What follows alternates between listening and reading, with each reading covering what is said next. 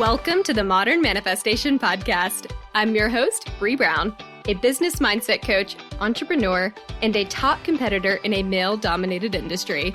I'm a native Texan, the youngest of all brothers, and a lettuce-hating, wine-loving, curses-like-a-sailor recovering perfectionist. I've spent over a decade building my commission-based career, and my life's purpose is helping other women achieve the same multi-six-figure success I achieved before I was 25. I have a passion for helping women with mindset, money, and manifestation skills to help every young woman realize her full potential. If you're looking for vulnerable conversations, professional development, inspiration, or even a kick in the ass to get you motivated, you have come to the right place. Thanks for checking out the Modern Manifestation Podcast. Now let's jump right in to today's topic.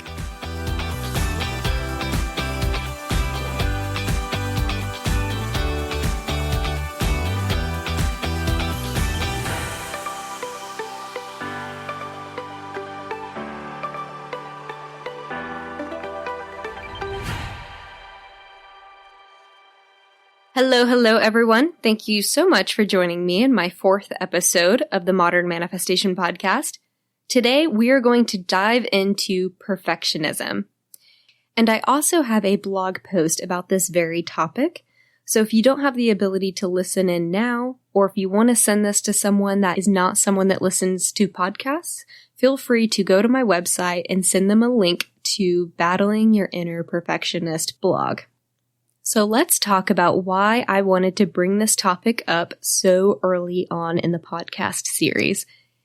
And the biggest reason is because we talk a lot about limiting beliefs and the impact they have on our ability to manifest. And perfectionism is caused by a series of limited beliefs. And they keep coming up for so many of us, in particular women, that I wanted to make sure we address this early on to at least get you started on your path towards working through a few of these things. Because if you're anything like me, you might not currently, or maybe even in the past, realize that you're a perfectionist. Because the misconception is that a perfectionist is someone that strives to be completely perfect, or that is perfect. But in reality, a perfectionist is someone that has a strong need to control how they are perceived. And it's essentially the appearance of being perfect. And before I got into commercial real estate, I was actually a manager of another sales company, and I was the one in charge of interviewing all these different people as potential candidates for a sales position. And what was fascinating to me is how many people would use perfectionism as like a humble brag. So I would ask them, everyone asks that question, right? Like, what is your flaw, or what's your biggest flaw, or what's the time you messed up, whatever. And so many people would like do the little hair flip and they'd be like, oh, I'm a perfectionist. And they'd kind of like, giggle or whatever to themselves. And it's funny because on the one hand, we conceptually know that being perfect is not possible. You can't actually achieve that. And that it's something that you shouldn't strive for because it can hold you back. But on the other hand, it's easy to become narcissistic about being a perfectionist because you've spent so much time and energy cultivating this appearance of someone that has such high standards that you tend to judge people that don't hold those same standards. And so it's fascinating to me that people would mention this, again, as like a humble brag for one of their flaws. And so that's initially when I started looking into this. And I want to talk about why perfectionism is bad. And to be completely honest, not all perfectionism is bad. So many of us, I would say most of us, have a little bit of perfectionist qualities to us. No matter who you are, it comes up somewhere in your life. And for some people, it might be on the far end of the scale, right? Where it comes up in almost every field of their life. Relationships, jobs, hobbies, whatever. And then for someone else, it might just come up in like one of those things. And psychologists have identified two types of perfectionism, adaptive and maladaptive. In short, adaptive perfectionists, I would more or less say that this is like the recovering perfectionist group. They allow the perfectionist trait to express itself in a more healthy way. And so they do that by setting clear boundaries. They don't allow their perfectionist tendencies to get in the way of progress. And these people are also the minority of the group. The other group is the maladaptive perfectionists. And these are the people we're focusing on in this podcast episode. Throughout this episode, I'm just going to say perfectionists because maladaptive perfectionists is just more awkward to keep saying over and over again. And these are the people that have an unhealthy need to control how they are perceived by other people. And so I realized that I was a perfectionist through the symptoms that come when you are a maladaptive perfectionist or perfectionist. And for me, that was anxiety issues, self-worth issues, BFRB issues. And if you don't know what that is, that's body-focused repetitive behavior. So that could be something like skin picking, biting your nails, keeping your hands in your hair at all times. They're just things that often happen without you actively or consciously trying to do those things. And all of these are symptoms of the mental burden that the perfectionist quality is putting on your mental health. And so it's expressing itself outwardly in some way.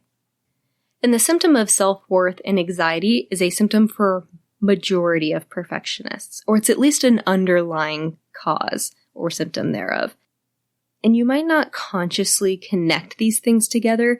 You might not be cognizant of having self-worth issues, or you might have some idea that you have anxiety, but it's like very high functioning. And so maybe you're comparing yourself to someone that's very outwardly anxious and you're like, oh, I'm nothing like them. Don't worry, I got this. But it's still showing up for you in other ways. And maybe you're just now starting to work through that. And these limiting beliefs are coming from a subconscious belief that you see yourself as the mistake, and so you look externally to correct this issue because you have shame about not being a perfect person. And this is often because there's some experience you had either as a kid or later as an adult. At some point in your life, there was an instance where someone made you feel less than because of something that really wasn't within your control. Or maybe it was within your control, but it wasn't that big of a deal. And so they were, for whatever reason, and usually it's because they have their own stuff going on, but for whatever reason, they really came down hard on you and made you feel less than or not valuable or gave you some sort of indicator that you were not enough.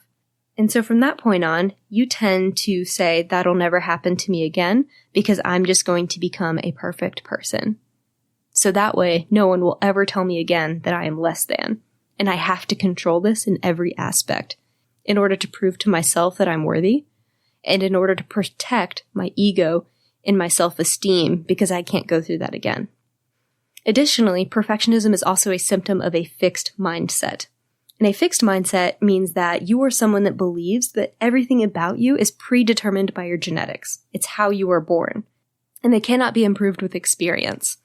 And so the examples of this would be your IQ, your athletic ability, your artistic ability. I mean, any one of those things. You feel that if you are not naturally gifted at doing any one of those things, then you're shit out of luck. You're done.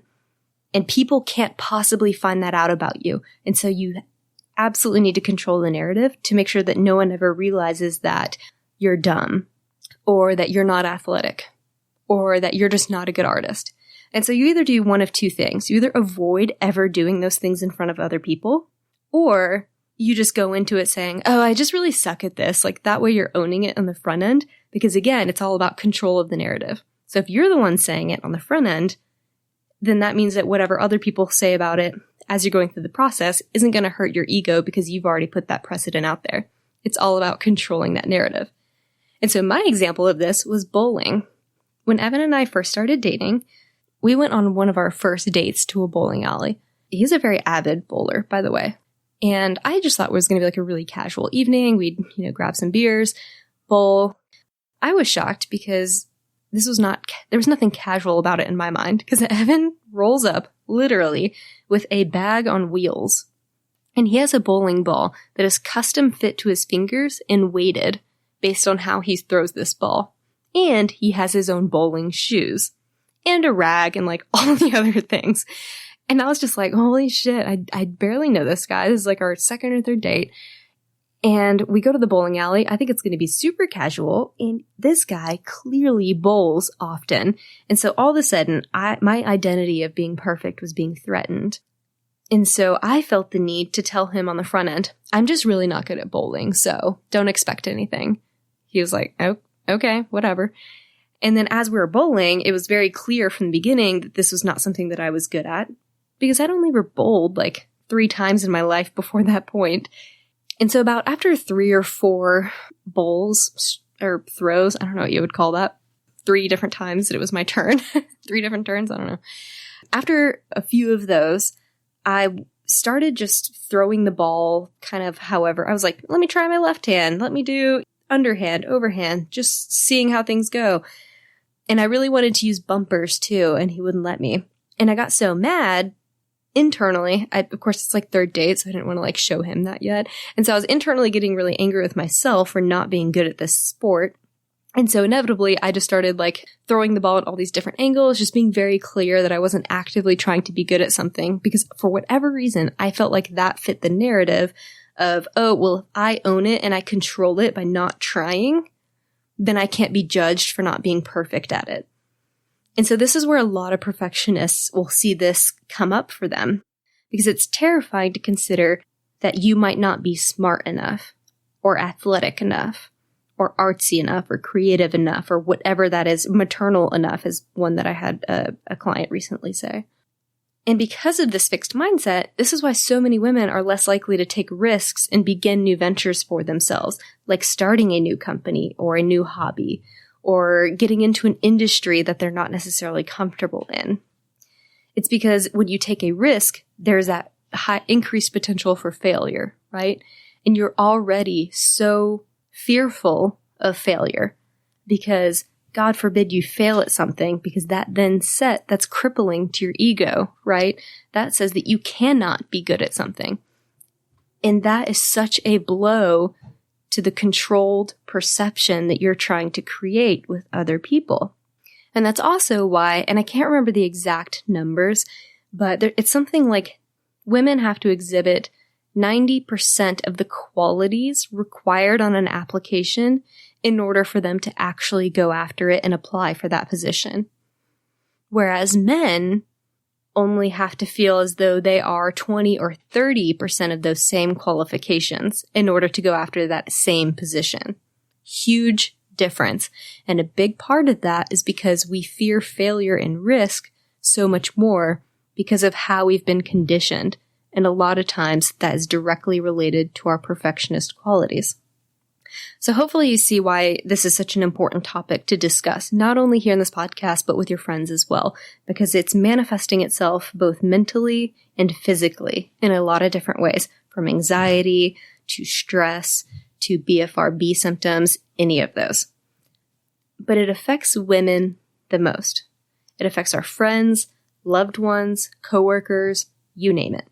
And I'm passionate about discussing this topic because I want women to reach our true potential. And I truly feel as though we will have gender equality once women are able to step up and own the shit that they want to get done.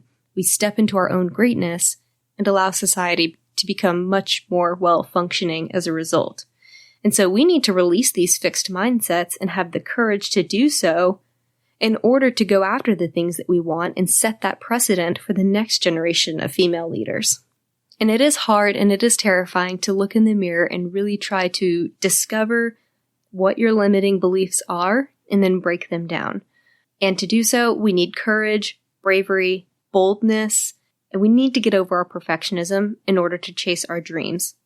So how do you know if you are a perfectionist? There are many indicators of a perfectionist, and we'll just cover the main themes.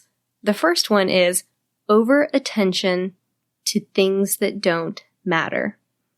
We have a tendency to obsess over tiny details. Maybe you have a scuff on your wedge that you notice as you're walking through the office, and you look down, you're just like, oh my God, how long has that been there? Everyone is judging me for it.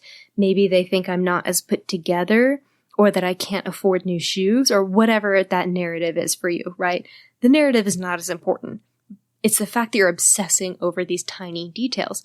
Or maybe it's that you sent off a Excel spreadsheet to your boss already, and then you notice that the columns are not equally spaced. Or maybe there was a comma instead of a period in one of the notes. And the difference is that instead of looking at these details and going, oh, well, it is what it is, and just let it go, you have a tendency to beat yourself up over it. Because, oh no, God forbid, they might see through my perfection and see right through to my mistakes. And then that has the ability to shatter my entire identity. And so you obsess over these tiny little things because of what you think the other person might be thinking of about you, or what you think that says about you. The second one is black and white thinking. And this is the one that I struggle with more than all of the others. It's the one that really keeps me from just like completely feeling like I'm in the recovering perfectionist zone, right? And even, honestly, even that is a black and white thought, right? Completely being a recovering perfectionist. God, I didn't even notice that before I said it. So as you can tell, it's something I'm still actively working on. And black and white thinking means that you don't allow yourself that room for the gray area, right? So just using my own example, I obviously just said, this issue is what's keeping me from being 100% a recovering perfectionist. Well, that's not really true, right? Because I'll never 100% be a recovering perfectionist.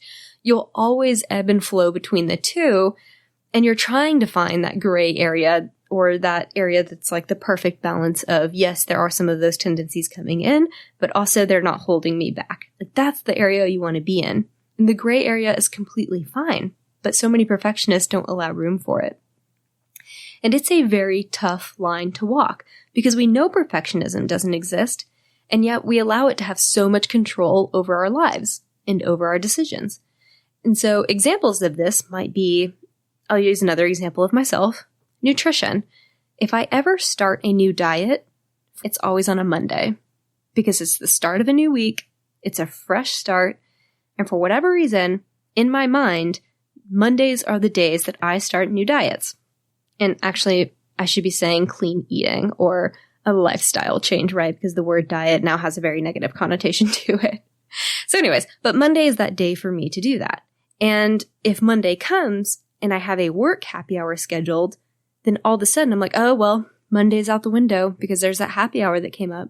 And I can't possibly live in the gray area, which would allow myself to go to that happy hour and then just get right back onto my diet both before and after and just stick to it otherwise. Right? Instead, what my brain does, being on this black and white thinking pattern, is, oh, well, guess I'll just have to start next Monday. Not Tuesday, not Wednesday, the next Monday. Maybe for you, it could be something like New Year's resolution. You are in week 2 or 3, and you make one hiccup, and then all of a sudden you're like, well, out the window, it's done. I'm done. We tried, we failed, and now we're done with our New Year's resolution. And that's why so many people end up giving up on them so quickly. The third indicator is procrastination. This is probably one of the biggest signs that you're a perfectionist. And we used procrastination because I didn't have enough time excuse that we tell ourselves and other people is a way to protect us from failure. And the reason we do that is because we either have one of two outs, depending on what we need. If we did poorly on something, or we feel like we failed at something, then it's okay because you didn't have enough time to finish, quote unquote, right? Because you pushed it till the very end and had to rush to do it. But if it does turn out well, then you're excited because, oh, it could have been so much better if I just had even more time to finish, right? So you can see how procrastination helps you because it protects your ego. You have an excuse no matter if the project goes well or if the project goes bad. So start noticing your own patterns around time management. Are you waiting until the very end to do something?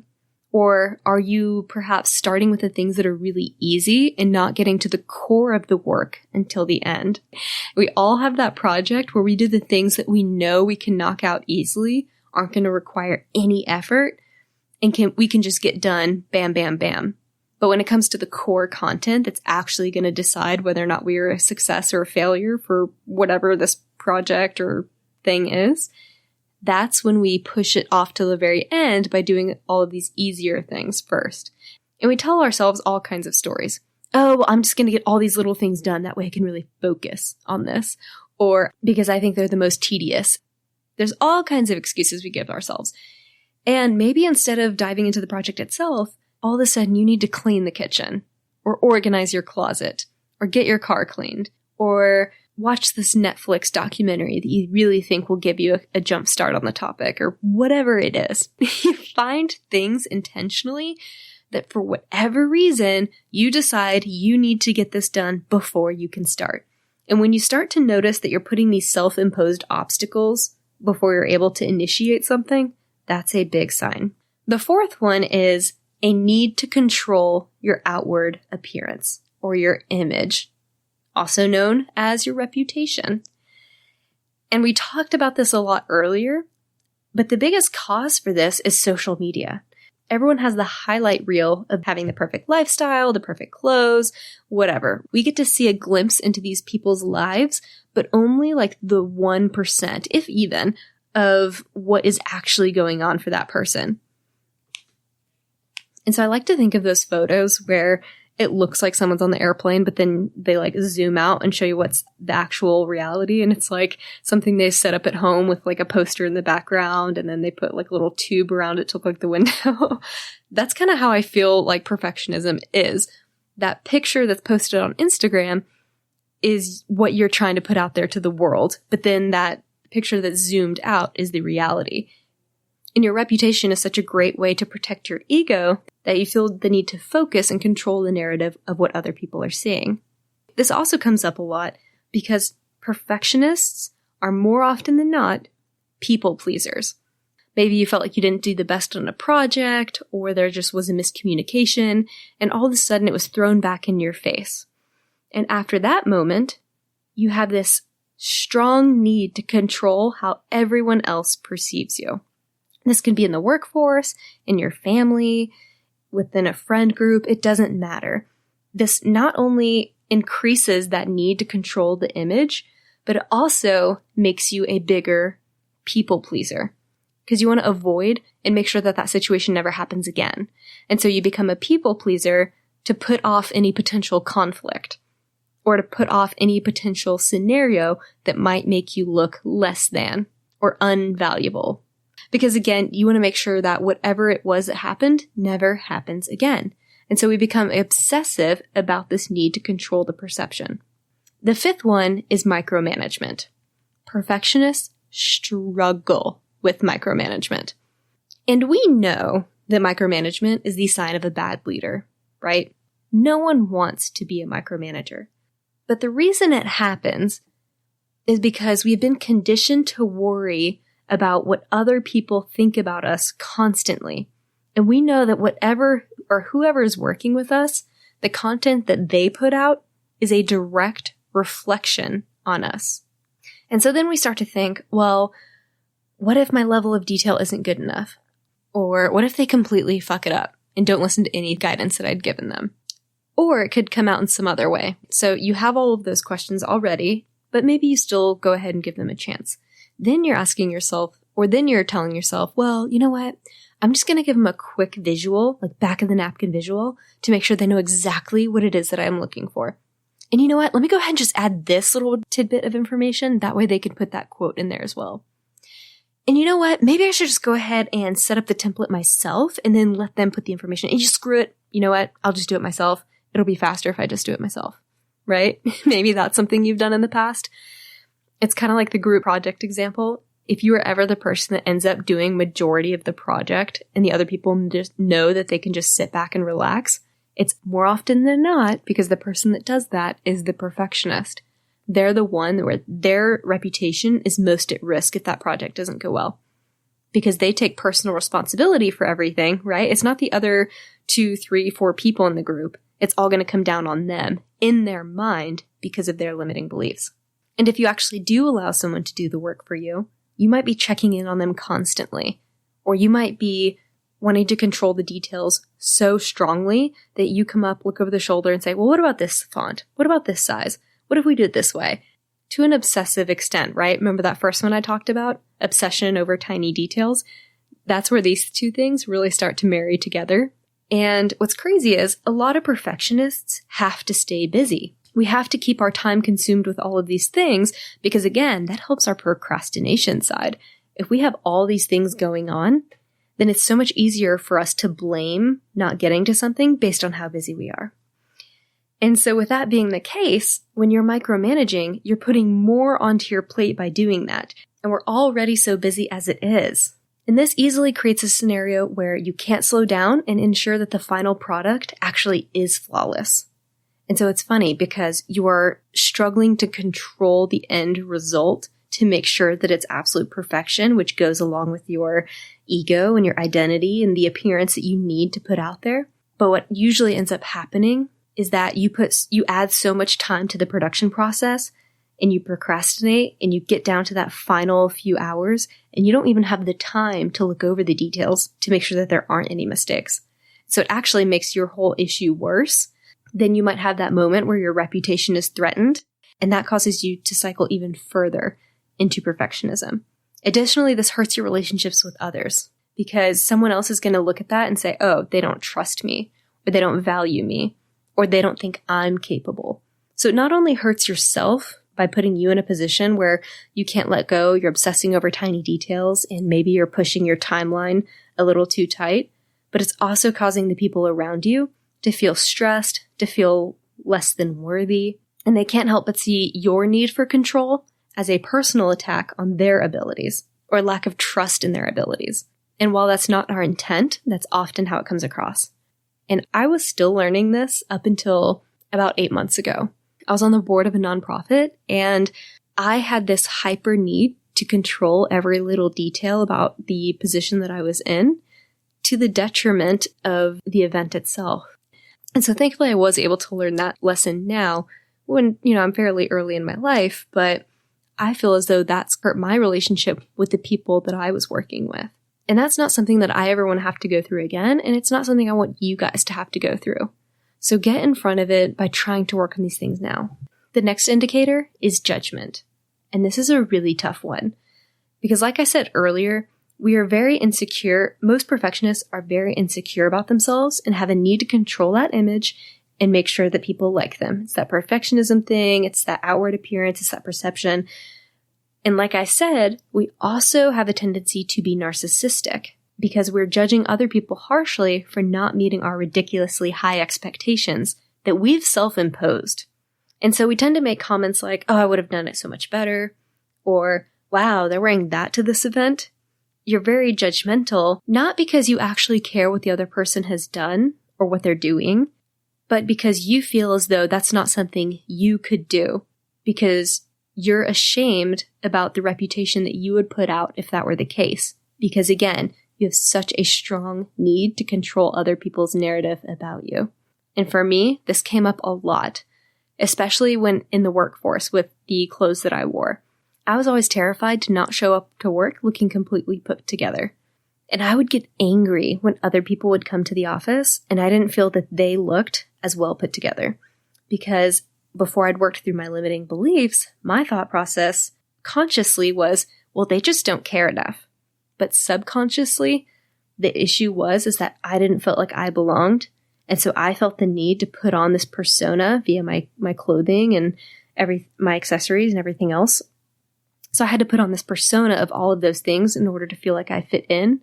And how dare someone else have the confidence to not worry about that and to just show up completely authentically as they are. Looking back on it, I know that that's what was actually going through my mind, and I feel bad for the people that I was judging at the time. And I tell you this because I don't want you to think I'm a shitty person, or I have tried to work through these things. But I bring this up because for me, that was just such an example of, wow, that was actually why I was being so judgmental in these areas of my life. And that allows you to step outside of a situation and say, who have I unfairly judged because of insecurities that I have? And it's a very powerful place to be able to step into. And unfortunately, a lot of times this judgment is extending to the people that are closest to us. Our partners, our family members, our closest friends, or even our coworkers. And so it's not fair to them. So it's really important that we work on these things for ourselves because we're not bad people, right? We just have these limiting beliefs that are coming through. And maybe we just haven't identified what has caused it in the past. So if you're listening to this and you're thinking of examples where you're extremely judgmental of people, press pause and maybe start to work through that a little bit. Think about, is there something related to my own vulnerability or shame that's coming through here? And funnel that back and see if you can figure out the underlying limiting belief. And it's not going to be super obvious at first, so be patient with yourself and allow yourself to work through that. The seventh and last indicator of perfectionism, at least that I'm going to go into in this podcast episode, is struggling with feedback. And note that I did not use the word negative. Perfectionists struggle with any feedback, and we tend to reject it. Positive or negative, it does not matter. So if we get positive feedback, we might say things like, oh, thank you so much, but I actually got help from so-and-so, or it wasn't really me, it was the whole team, or, well, I actually could have done way better, but, thanks. And it's like this half-ass thanks. And the reason we do this is because we're looking for even more acknowledgement from them. We need even more to feed our ego. So we feel the need to say these things so that we get more from the other person. Continue to tell me how good I was, because I need that to fuel my ego and my self-esteem, because we're not fueling it for ourselves.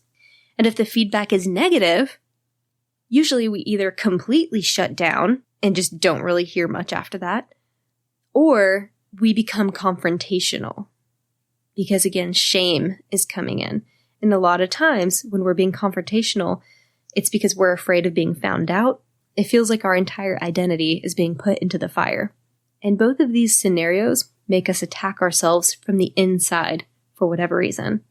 And so when it comes to feedback, positive or negative, if you realize you're doing either one of these things, take a moment, figure out why it is that you're responding the way that you are. And if you realize that you are a perfectionist, welcome to the majority of the population.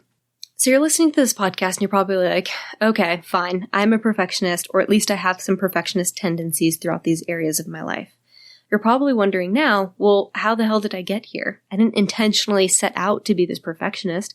I didn't intentionally set out to have these deep issues with either self-esteem or my appearance to others or being a people pleaser or any one of these things, right? And there's thousands of reasons why you could have got here. I mean, we think of any limiting belief that could have come around from your parents, your grandparents, your teachers, your coaches, whatever. There are so many different scenarios which could cause someone to become a perfectionist. And I'm not a therapist, but experts in psychology have identified plus or minus about 4 major causes of perfectionism. It's our school systems, our ability to cope with negative emotions, social media, and the values we were taught. Jumping into the first one with school system, a lot of times this happens because we were trained as kids to achieve a certain grade, or we had a million standardized tests that we had to take, and we had behavior charts. And so we were always being compared to everyone else around me with a very fixated goal, right? It's like you had a number that compared you to Susie or Mark or whoever. And so we're trained to compete for these fixed grades or percentages because they dictated our success and our ranking and our value within that classroom. And so many of us took grades as a direct indicator of how valuable we were. Maybe not consciously. So maybe you're one of those people where you got an 89 or an A- and you beat yourself up over it. Or if you didn't consistently get both A's and B's in your report card, or even just A's, you were extremely disappointed with yourself. Using an example of myself, whenever I was in high school, my chemistry teacher would put together origami swans, and she would set them on the desks of the people that got A's on their chemistry exams. And she's extremely well-meaning, right? Usually when people are giving us this feedback, especially in the school system, whether it's other parents, teachers, coaches, whatever, they usually mean well. And that's exactly what this chemistry teacher meant. She meant well. And I was always so proud when I had one of these swans on my desk. But when I didn't, it was crippling for me. And I could not help but sit there for the remainder of the period and just reflect on the fact that I was not good enough on that exam. And I didn't give a shit about, well, okay, I did love the origami swans, actually. I kept them and put them together and hung them up on my ceiling. But It wasn't the origami swan that I genuinely cared about. It's paper. If I really wanted one of those, I would make it myself. But it was what that swan said about me and my value, and it showed everyone else in that classroom how smart I was. And without that validation, my self-esteem would take a huge hit. And for a lot of us, the school system, we see it as our way out. Maybe you have a bad family life, or maybe you grew up on the poorer side of life, or maybe you were made fun of, so you need to prove to everyone what you're actually worth. For whatever reason, you could look at school as being your way into college and looking that as your way out. And at this point, with where I am in my life, I realized that I didn't need to go to college in order to be successful. But at that time in my life, in high school, or throughout the school system really, I had the belief that I needed to go to college in order to be successful. Because that was the narrative that I was taught growing up, and I just never questioned it. And so people with this school is my way out mindset are much more susceptible to perfectionism, because every grade is a direct indicator as to whether or not they will be valued later in life, or if they'll be able to prove all of those people wrong, whoever those people are, or this is my way to get out of poverty. And that's a lot of pressure that they put on themselves. And with the grades we get in the school system, it perpetuates that grade validation. The second one is negative emotions. Toxic masculinity is being talked about right now a lot. But did you know that this is a huge cause for perfectionism? The reason this is because we've already talked about the limiting beliefs that are formed and what this says about our values and our appearance and the need to control the perception. And a big part of that is because, again, we had something happen to us at some point in our lives that told us that we were less than. And so this is where negative emotions come into play. Perfectionists are made because we cannot manage negative emotions. We were never taught the appropriate responses to have when a scenario like that happens. So anytime you experience something that causes you to question your self-worth and your identity, if you don't have the ability to work through that by managing your negative emotions, instead you could store that up, you could go the complete opposite route and say, I will just control everything so that this never happens again. And so perfectionists were often never taught to experience grief, anger, disappointment, not only for other people, but allowing themselves to experience those emotions and then just forgiving themselves and moving through it. And unfortunately, our parents, often of a different generation, would attempt to suppress or distract us from the pain. So if something happens, our culture uses food a lot. Oh, you're not feeling good? Let's go get ice cream. Or let's go to your favorite restaurant or whatever. They would try to medicate with things outside of addressing these negative emotions. And so instead of sitting with us and allowing us and teaching us how to work through these negative emotions and just saying, yeah, you know what? That sucks, but it's okay. Instead of doing this, they're trying to distract us with all these other things for us to focus on. So maybe they're shifting our focus to food. Maybe they're shifting our focus to the movie theaters or whatever it is, right? Suppress and distract was a huge tool for a lot of our parents to use with us. And unfortunately, that also perpetuated the perfectionist issue that we've had. And this also ties back into the people pleaser aspect that we talked about earlier. Because oftentimes when you don't know how to handle negative emotions, it's not only within yourself, but with other people. And so you tend to want to avoid negative emotions. And so what happens when you try to avoid negative emotions is you avoid confrontation. And you avoid asking for things that you want that you're uncomfortable asking for. So it puts you in this position where you're just avoiding a lot of different things, which just allows you to fall further and further and further into this perfectionism issue that most people struggle with. Third one, social media. We talked about it a bit earlier, but this is the Facebook, Instagram, TikTok, etc. It's extremely refined. It inspires competition and envy from other people. And it is a perfectionist's ultimate self-destruction tool. Because what better way to compare yourself than to go on social media and see how perfect everyone else is, which inevitably shows us how imperfect we are. And unfortunately, when we're looking through social media, we're not looking at it through the lens of, oh, these people just appear perfect, right? Because in the moment, we just think, wow, these people are perfect. That's just where our brain goes. And then we have this crippling moment of, but I'm not those things. And so therefore, I am not. And the fourth issue that's really led to perfectionism are the values that we were taught. And like I said earlier, parents, teachers, coaches, mentors, etc., they are usually well-intended people. But the language they used with us, especially as kids, is unfortunately what caused a lot of us to step into that fixed mindset. And so they might have said things like, you are so smart, you are so pretty, you are so X, Y, and Z. And what that tells our brains is that this is just naturally how you are. This is how you were born. Because how do you change something, especially as a kid, how do you change something like being pretty or being smart? Whereas alternatively, if you used growth mindset verbiage, that would look something more like, it looks like you put so much effort into this and it really shows. Or you worked so hard on this. Congratulations. Or this was such a challenge and you really pushed yourself, etc. Any one of those phrases put you in that growth mindset, because then your brain looks at that and says, oh, effort is a good thing. Whereas with a fixed mindset, effort is a bad thing, right? Because that means you are not naturally gifted at something. So now you know all about the signs and the causes of perfectionism. Let's talk about how do you stop being a perfectionist? And it's always going to be a part of you, right? But don't let yourself get into that black and white thinking. Allow yourself to stay in that gray area, because perfectionism does not have to be toxic. You don't have to stay a maladaptive perfectionist, right? You can become an adaptive perfectionist. The biggest tool that you have in overcoming perfectionism is being aware, because now you have the ability to work towards that growth mindset and away from a fixed mindset.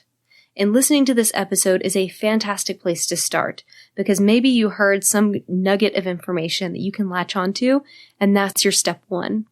Maybe you went through that list and you were like, you know what? I'm very much a black and white thinker, or I am a micromanager, or you know what? I am judgmental quite often. Maybe you pick one of those things and that's where you start. But ultimately, be kind to yourself. Everyone struggles with this to some extent. So give yourself the grace and the patience to work on it.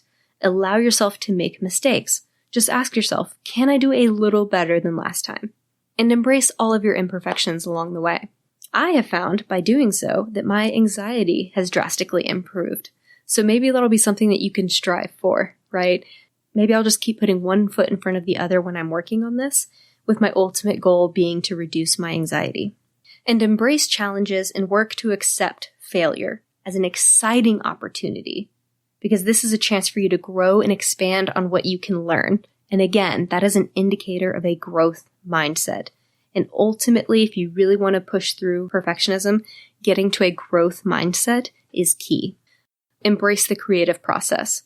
Your first iteration is just a draft. It does not have to be perfect. So just start. Bre Brown mentions a motto in her book, Dare to Lead, which I will link in the show notes because it's a fantastic book. And no, I don't get any sort of kickback on that. So this is completely an authentic review of that book. But the motto she has is that everyone has a shitty first draft of the stories they tell themselves. And I love that, a shitty first draft. That's the intent you should have going into the creative process. I'm just going to get started and create that shitty first draft. And then I'll just continue to prove upon that. Because you can always tweak.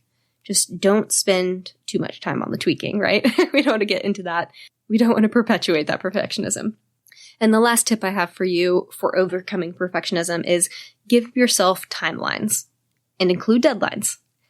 Count to 5 and just start. I can't remember whose thing that was, where they're like, count to 5 and just immediately go. Don't allow your brain to second guess it. I'll post whoever that was in the show notes because the name is just not coming to me right now. Don't start any chores. Don't read one more chapter. Don't do whatever it is that you're trying to use in order to cause procrastination or to prevent you from getting started. Commit to a strict timeline and deadlines. Make that commitment to yourself and stick to it. If you need an accountability buddy or if you need to post your goals online, that's an example of where social media can be helpful for you. Use those things to hold you accountable and keep you committed to the timelines. That way you know when to stop and to just go. Nothing's going to be perfect, so you might as well just put it out there. So wrapping it up, awareness is half the battle, guys. You have everything within you that you need to overcome the overwhelm and to rewire your brain away from perfectionism and to become a recovering perfectionist. And I'm excited to share this with you today because I really think that we could have a healthier society and really work through some of the mental health issues that we're having as a nation by addressing these core issues for each of us. So I hope you join me in becoming a recovering perfectionist as well. And if you do want additional resources on this topic, I highly recommend the Perfectionism Project. That is a podcast by Bre Brown, and she has tons of great information about perfectionism. She gets really into the weeds about various topics around perfectionism, whether you're an entrepreneur or you're just someone trying to get shit done in business. She has tons of topics around perfectionism. So if you're really loving this, head over, check out her stuff. I will link it in the show notes. That way you can continue your journey to become a recovering perfectionist. Thank you all so much for sticking with me today as we discussed perfectionism. I look forward to bringing you more mindset topics like this in addition to money and manifestation topics. If you enjoyed this, I would really appreciate it if you would rate, review, and subscribe. And if you have already, thank you so much. Please screenshot it, email it to me, and I will in return send you our 7 tips for creating space for abundance. Thank y'all so much for hanging out with me today, and I will catch y'all next Monday. Thank y'all so much for hanging out with me today. If you enjoyed this podcast, hit subscribe so you can stay up to date with new episodes. As always, we would love it if you would share this episode with friends and family who could use the inspiration. As a new podcast show, we would really appreciate your honest feedback so I know what you like and what you could use more of. As a thank you for leaving us a rating, we will send you our 7 weekly tips to create space for abundance. Make sure you screenshot your review and email it to us at hello@themodernmanifestation.com so we can send them straight to your inbox. If you'd like to stay connected, you can find us on Instagram or Facebook at Modern Manifestation, or you can head to our website at themodernmanifestation.com. Thanks again for joining me, and I will catch y'all in the next episode.